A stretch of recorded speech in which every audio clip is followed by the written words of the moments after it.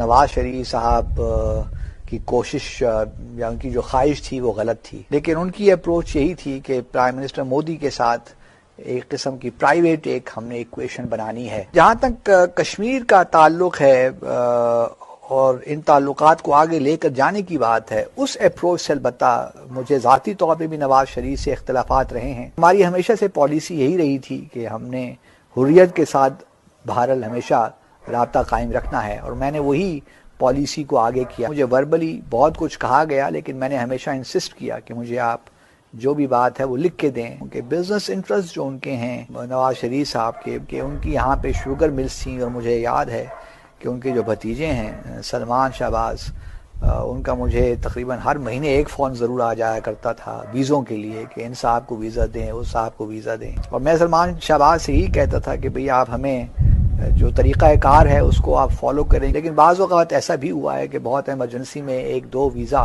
کہنے پہ بھی ایشو کیے۔ سجن جندال جو ہیں ان کے بہت دوست تھے۔ پاکستان میں جو کول انڈسٹری ہے، کول مائنز ہیں، وہاں اس میں وہ انویسٹ کریں، یہ ضرور خواہش تھی نواز شریف کی۔ نواز شریف صاحب نے کچھ ایسی چیزیں بھی کی ہیں جو کہ شاید ہمارے ریاست کے حوالے سے اس طرح انٹرسٹ میں نہیں تھا۔ پٹھان کوٹ کا واقعہ 2 جنوری 2016 کو ہم نے یہاں گجرانوالہ میں بھارت کے کہنے پہ کچھ ایسے لوگوں کے خلاف FIR بھی کاٹ دی جو بالکل مناسب نہیں تھی۔ دوسرا کلبھوشن جادیو کا جو معاملہ ہے، ہمارے وزارت خارجہ میں بہت سے ایسے لوگ تھے، اب میں کس کس کا نام لوں، نام لیتے ہوئے مجھے اچھا بھی نہیں لگتا۔ ٹاپ کی لیڈرشپ تھی فارن آفس کی، اس نے بھی وہی رول پلے کیا جو نواز شریف صاحب نے کیا ہے۔ پھر اس کے بعد ہم نے ڈان ڈیلز جو ہیں وہ بھی اسی کا سارا شاخسانہ ہے۔ نواز شریف صاحب نے کچھ اقدامات ایسے لیے جس سے پاکستان کو ابھی بھی نقصان ہو رہا ہے اور آگے بھی نقصان ہو۔